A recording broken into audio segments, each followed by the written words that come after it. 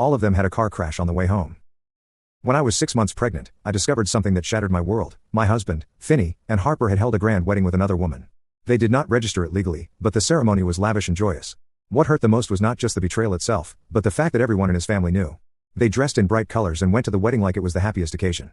Along the way, they joked with the woman's little girl and praised Finian for being such a capable man.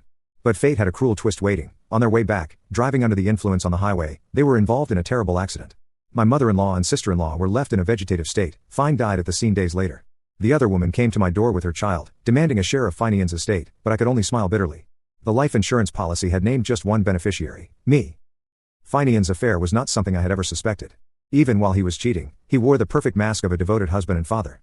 When I had a craving for cake, he brought one home right after work. When our son wanted a new toy, no matter how expensive, he would buy it without hesitation. My wife and son are the most important people in my life, Finian would say, wrapping his arms around us, his voice filled with warmth. Even when my parents fell ill, he stayed by their bedside every night without complaint, my mother would often say. Even if he were our own son, he could not have done more. So I trusted him completely. I truly believed that even if all the men in the world were unfaithful, Finian would be the exception. But reality hit me like a cold slap in the face. As early as our second year of marriage, he had started seeing someone else and secretly kept her around. I would have never known if she had not sent me that photo on purpose.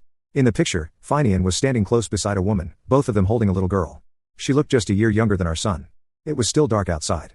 I sat on the edge of my bed, clutching my phone with trembling hands, feeling cold all over. I was 6 months pregnant, and even getting out of bed was a struggle. I looked at the empty space next to me. He had been gone for days on a so-called business trip.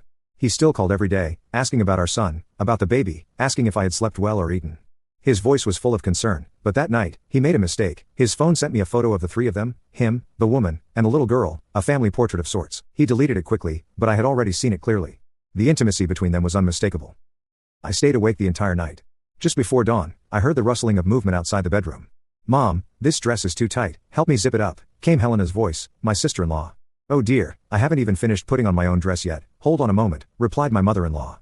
They were trying to speak softly, assuming I was still asleep, but in the stillness of early morning, their whispers carried clearly into the room. I slowly sat up and glanced at my phone. It was 10 minutes to 5 o'clock in the morning.